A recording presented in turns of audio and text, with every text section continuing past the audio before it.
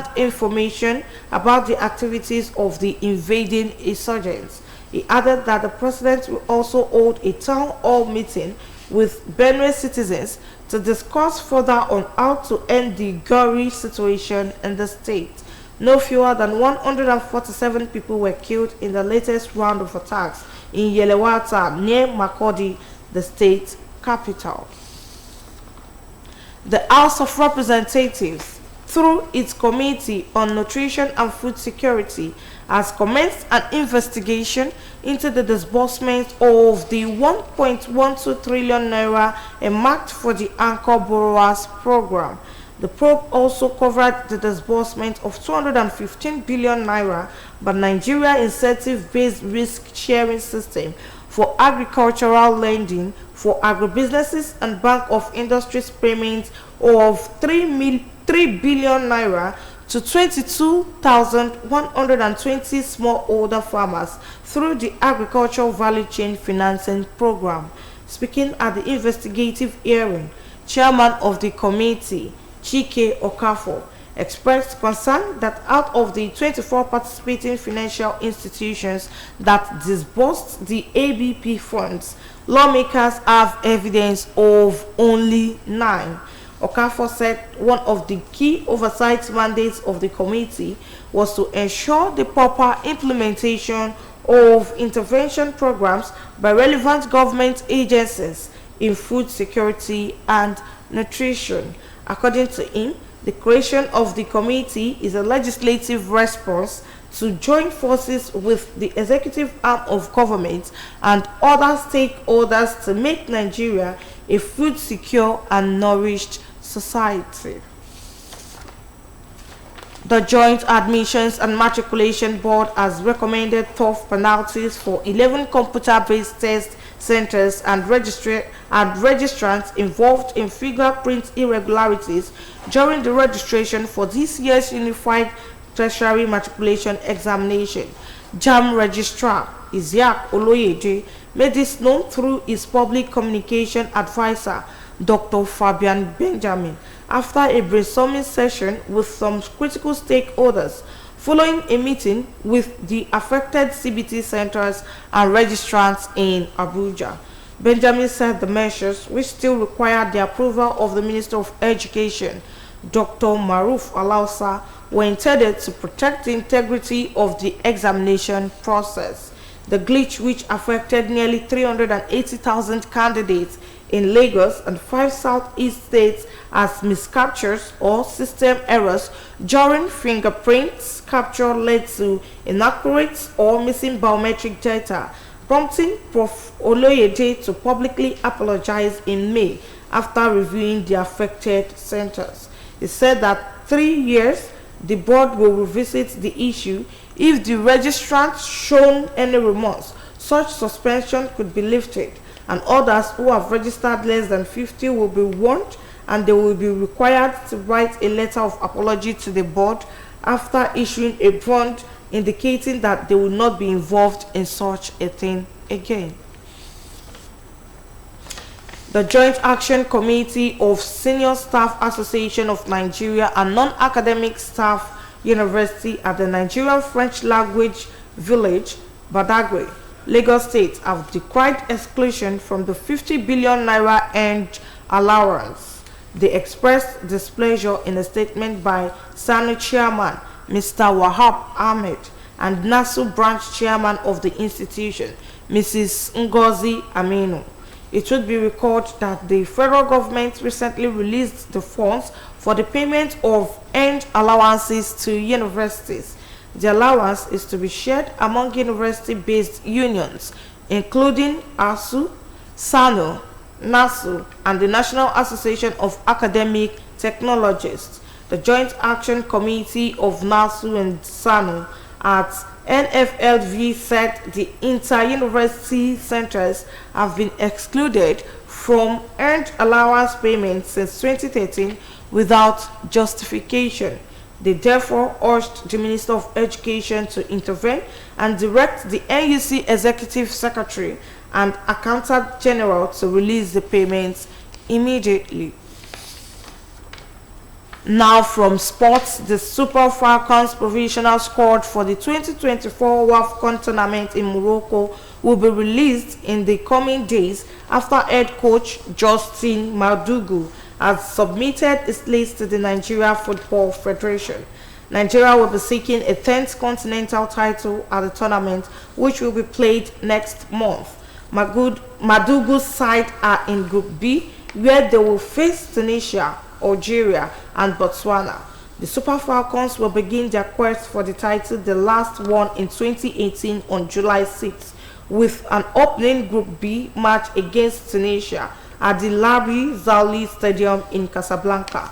Less than a month before the tournament, the Super Falcons will be heading to Portugal for the final phase of preparation, where they will also face their Portuguese counterparts in a friendly game next week. Madugu said that the list has been submitted and it will be made public in the coming days by the Federation before the friendly against Portugal, but did not state the caliber and the number of players in the provisional squad. The head coach is leading the team to the first major tournament after taking over from American coach Randy Waldron. And now from the foreign scene, Kenya police have shot a bystander at close range during the latest protest over the killing of a blogger in police custody this month, triggering even more public fury and demands for accountability. According to reports, a police officer who had concealed his face shot the unarmed man in the head with a shotgun. The man, who was presumed to be a vendor, was caught up in a confrontation with two officers while standing on a Nairobi sidewalk. Speaking through its spokesperson, Kenya's largest referral government hospital said that its injuries included gunshot wounds, as police in a statement expressed concern and said the officer had been arrested. At least 10 other people were injured in the demonstration as hundreds of men on motorbikes armed with whips and clubs attacked protesters in downtown Nairobi. Writing on X, Amnesty International's Kenya chapter condemned the attack, adding that the use of militia will escalate confrontation, lawlessness, and chaos. The incident came more than a week after the death of Albert Odwak, a 31-year-old teacher and blogger who died just 2 days after being arrested in the town of Homa Bay in western Kenya for allegedly criticizing Eliud Lagat, the country's deputy police chief. With that, we have come to the end of the midday news on OSBC TV. Join us at 3 for the state's news. Thanks for watching. Good afternoon.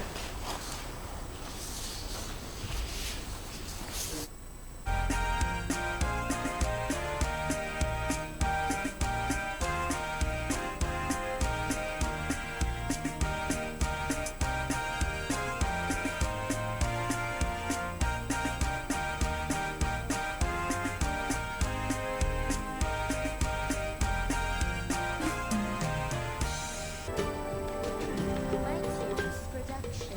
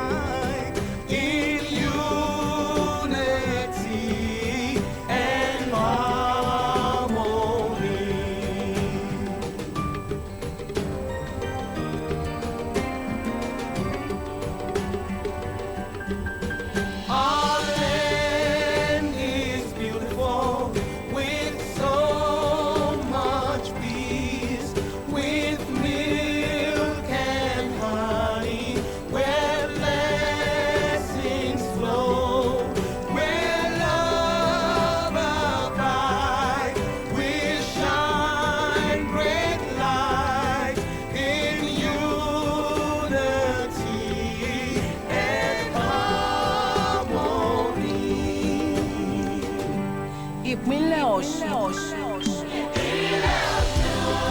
títolúwa ni ìpínlẹ̀ Ọ̀ṣun títolúwa ni bẹ́ẹ̀ àlàáfíà rẹ̀ kalẹ̀ iṣẹ́ rere rẹ̀ olópin ẹ bá wa gbé lárugẹ.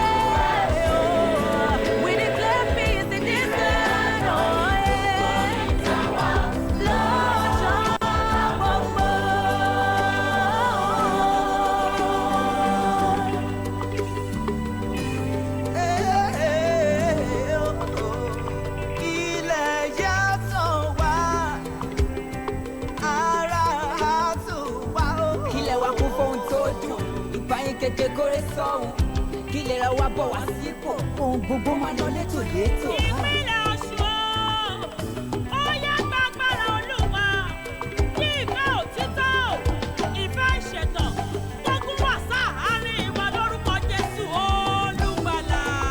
In unity and harmony. Ìpínlẹ̀ Ọ̀ṣun.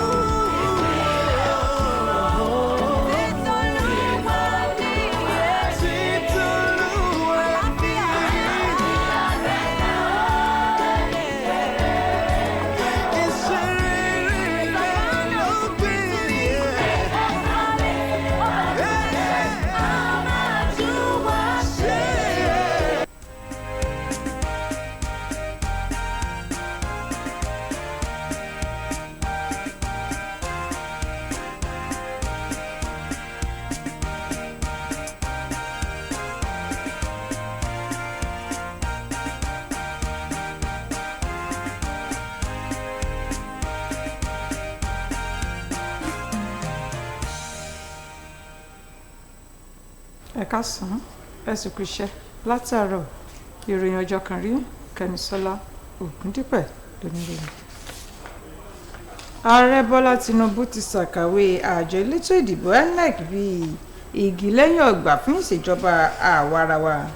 Ààrẹ sọ̀rọ̀ yìí ní bí ọ́fíìsì àjọ INEC tuntun tí wọ́n kọ́ lọ́wọ́ nílùú Àbújá. Ó ti pẹ̀lẹ́mọ́ pàtàkì ìjọba àwarawa tó jẹ́ iṣẹ́ tó lórí tẹlẹ̀mù torí pé àgbájọ ọwọ́ la fi sọ̀yà, àjèjì ọwọ́ kan kò gbẹ́rù dórí, àti pé iléeṣẹ́ àjọ INEC yẹ kó gbóúnjẹ fẹ́gbẹ́gbàwò bọ̀ lágbàáyé. Ó gbà bẹ́ẹ̀ láàrẹ wa ké sáwọn ọmọ ilẹ̀ Nàìjíríà láti dìjọ fìgbànú kan ṣoṣo sọ̀jà fún ìtẹ̀síwájú orílẹ̀-èdè yìí. Níbi ètò ọ̀hún ni wọ́n ti pẹ̀kẹ́lu olóríṣiríṣi nǹkan, pàápàá jùlọ ṣíṣe ètò ìdìbò tó mọ́yán lórí péjọ túbọ̀ fẹsẹ̀ rinlẹ̀ síwájú sí i.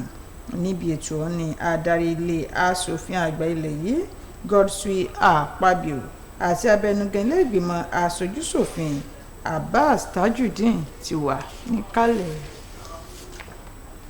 Ìrètí wà pé lẹ́yìn àbẹ̀wò ààrẹ Bọ́lá Tinubu sípínlẹ̀ Benue lónìí kò ní sí ìpanibẹ̀ ní Pajábọ̀gún mọ́, ní bó ṣe jẹ́ pé gbogbo gbọ́nmi sí omi òtó tó wà láàrin àwọn olóṣèlú nípínlẹ̀ ọ̀hún ni wọ́n ó yanjú ní tùbínùbí. Gómìnà Hyacinth Alia ṣàlàyé pé àbẹ̀wò ààrẹ ṣàfihàn àtìlẹ́yìn rẹ̀ fún àwọn adarí ìpínlẹ̀ ọ̀hún, ní bó ṣe jẹ́ pé ààrẹ àti gbogbo àwọn adarí ẹ̀ṣọ́ aláàbò ni yóò wà níkàlẹ̀ láti dìjọ fikùnlukùn lórí ọ̀nà àbáyọ. Ó fi kún pé lẹ́yìn náà ni ààrẹ yóò tún báwọn èèyàn ìpínlẹ̀ Benue sọ̀rọ̀ nínú gbọ̀ngàn ńlá ìlú ọ̀hún lórí ọ̀nà àti fòpin sí ìṣẹ̀lẹ̀ láabi náà. Ó kéré tán èèyàn mẹ́tàdínláàádọ́jọ ló bọ́lọ́jọ́ pàdé níbi ìkọlù tó wáyé ní Yelewata lẹ́gbẹ̀ẹ́ Makurdi nípínlẹ̀ Benue. Ìgbìmọ̀ tẹ̀kótó ilé ìgbìmọ̀ aṣojú-ṣòfin ilẹ̀ yìí lórí ọ̀rọ̀ ìpèsè oúnjẹ aṣara lóore lọ́pọ̀ yanturu ti bẹ̀rẹ̀ ìwádìí lórí tírílíọ̀nù kan náírà ó lé díẹ̀ tí àjọ náà gbé kalẹ̀ fún ètò anchor borrowers tó fi mọ́ títanáwádìí bílíọ̀nù 2 ó lé díẹ̀ tí àjọ Nigeria Insensitive Base Risk Sharing System gbé kalẹ̀ fáwọn ẹgbẹ́ àgbẹ̀ tó fi mọ́ bílíọ̀nù 3 náírà tí Bank of Industry náà gbé kalẹ̀ fáwọn àgbẹ̀. Nígbà tó ń sọ̀rọ̀ níbi ètò náà, alága ìgbìmọ̀ ọ̀hún ọ̀gbẹ́ni Chike Okafor kọminú lórí bí àwọn àjọ 9 péré nínú àjọ 24 tí wọ́n gbé owó kalẹ̀ fún ṣe dáadáa táwọn yòókù sì kọ̀ bẹ́ẹ̀lì. Okafor fi kún pé ìgbìmọ̀ olùtọpinpin náà wà láti rí dájú pé gbogbo ìgbìyànjú ìjọba àpapọ̀ lórí ọ̀rọ̀ ìpèsè oúnjẹ lọ́pọ̀ yanturu ló fìdí múlẹ̀. Àjọ JAMB ti ní ìyà tó gbópọn ni wọ́n fi jẹ ibùdó ẹ̀rọ ayélujára 11 ọ̀tọ̀ọ̀tọ̀ àtàwọn akẹ́kọ̀ọ́ tó forúkọ sílẹ̀ níbẹ̀ níbi tí kùdìẹ̀kudiẹ ti wà lórí ọ̀rọ̀ ọwọ́ títẹ̀ fingerprint lásìkò ìforúkọsílẹ̀ ìdánwò náà tọdún yìí. Akọ̀wé àgbà àjọ JAMB ọ̀jọ̀gbọ́n Isiaq Olóyèdè ló sọ eléyìí di mímọ̀ nípasẹ̀ olùdámọ̀ràn ètò ìròyìn rẹ̀ ọ̀mọ̀wé Fabian Benjamin lẹ́yìn ìpàdé àwọn aláṣẹ sọ̀rọ̀ kan látàrí àwọn kùdìẹ̀kudiẹ tó wáyé láwọn ibùdó ẹ̀rọ ayélujára kan nílùú Àbújá. Ọ̀mọ̀wé Benjamin fi kún pé wọ́n sì ń dúró de mínísítà fétò ẹ̀kọ́ ọ̀mọ̀wé Maruf Alausa láti buwọ́lu ìgbésẹ̀ ọ̀hún. Àìṣeyému àwọn ibùdó ẹ̀rọ ayélujára kan nípínlẹ̀ Èkó àtàwọn míì ló fa bí àwọn akẹ́kọ̀ọ́ kan ṣe tún ìdánwò ọ̀hún ṣe tí ó mú kí ọ̀jọ̀gbọ́n Olóyèdè tọrọ àforíjìn lọ́wọ́ aráàlú. Agbáríjọ ìgbìmọ̀ àwọn òṣìṣẹ́ fásitì ní Nigerian French Language Village Badagry nípínlẹ̀ Èkó ti ṣàkàwé bí 50 bílíọ̀nù owó àjẹmọ́nú tìjọba jẹ wọ́n kò sì tí ì di ọwọ́ wọn bí ohun tó kù díẹ̀ káàtó. Eléyìí dé nínú àtẹ̀jáde tí alága ẹgbẹ́ SANU ọ̀gbẹ́ni Wahab Ahmed àti alága ẹgbẹ́ NASU ti ẹkùn iléèwé náà arábìnrin Ngozi Aminu fi léde. A ó rántí pé ìjọba àpapọ̀ láìpẹ́ yìí ló yọ̀ǹda owó àjẹmọ́nú fáwọn fásitì eléyìí tí yóò jẹ́ kí ẹgbẹ́ ASUU SANU NASU àtàwọn míì ó pín láàrin ara wọn látàrí bí wọn ò ṣe ti rí owó àjẹmọ́nú wọn gbà látọdún 2013. Ọgbà bẹ́ẹ̀ ló wá rọ mínísítà fétò ẹ̀kọ́, akọ̀wé ìjọba àpapọ̀ àti olùṣírò owó àgbà nílẹ̀ yìí láti yọ̀ǹda owó náà. Lábala eré ìdárayá, ikọ̀ agbábọ́ọ̀lù Super Falcons tí wọ́n ti ìdíje 2024 níbi ìdíje WAFCON ní Morocco ni wọ́n yọ̀ǹda láìpẹ́ yìí lẹ́yìn tí adarí wọn Justin Madugu ti fi orúkọ wọn ṣọwọ́ sí ikọ̀ agbábọ́ọ̀lù aláfẹsẹ̀gbá torílẹ̀-èdè Nàìjíríà níbi ìdíje náà tí yóò wáyé lóṣù tó ń bọ̀. Ní orílẹ̀-èdè Nàìjíríà yóò ti máa fojú sọ́nà fún orúkọ tó dúró rere ẹlẹ́ẹ̀kẹwàá irú rẹ̀ níbi tí wọ́n ti gbàmì ẹ̀yẹ sẹ́yìn. Ikọ̀ ti Magudu wà ní ìpín B níbi tí wọ́n ó ti máa wákò pẹ̀lú Tunisia, Algeria àti Botswana. Ikọ̀ Super Falcons yóò bẹ̀rẹ̀ ìgbésẹ̀ àti tún jáwé olúborí gẹ́gẹ́ bí wọ́n ṣe ṣe lọ́jọ́ 6 oṣù kejì ọdún 2018 ní ìpín B tí wọ́n wà níbi tí wọ́n ó ti máa figagbága pẹ̀lú Tunisia ní pápá ìṣeré Labi Zaholi ní Casablanca. Nílẹ̀ òkèrè tán àwọn ọlọ́pàá ilẹ̀ Kenya ti gbé nílẹ̀ òkèèrè àwọn ọlọ́pàá ilẹ̀ Kenya ti gbé àgádágodo sáwọn ẹnu ibodè iléeṣẹ́ náà kan báyìí látàrí ìfẹ̀hónúhàn táwọn aráàlú ń ṣe lórí bí ọmọkùnrin oníròyìn lórí ìtàkùn ayélujára ṣe kú sáhàámọ́ àwọn ọlọ́pàá lóṣù yìí, eléyìí tó ti dá yanpanyanni sílẹ̀ táwọn aráàlú sì ń béèrè fún ìdájọ́ òdodo. A rí gbọ́ pé ọlọ́pàá kan tó fi nǹkan bojú rẹ̀ ló gbébọn fọmọkùnrin náà lórí. Ṣáájú ni wọ́n ti kọ́kọ́ fi kélé òfin gbé e ní Nairobi kí wọ́n tó pitú ọwọ́ wọn fún un nínú àhámọ́ ọlọ́pàá. Nígbà tó ń sọ̀rọ̀ nípa agbẹnusọ rẹ̀, ọ̀gá àgbà ilé ìwòsàn ìjọba tó tóbi jù ní Kenya ṣàlàyé pé ojú ọta ìbọn tó pọ̀ ni wọ́n rí lára ọ̀gbẹ́ni náà. Àtẹ̀jáde látọ̀dọ̀ àwọn ọlọ́pàá fi hàn pé wọ́n ti fi kélé òfin gbé ọlọ́pàá tó hùwà láabi ọ̀hún. Ó kéré tán èèyàn 10 ló ti farapa nígbà tí wọ́n ń ṣe ìfẹ̀hónúhàn lórí ikú arákùnrin náà. Kọ́ni jù báyìí lọ lórí ìròyìn ọjọ́ kan rí aago 7:15 ní kẹ́sùn pàdé wa lórí ìròyìn ìpínlẹ̀ Ọ̀ṣun. Mo kí yín ẹ kú iṣẹ́ látàrí.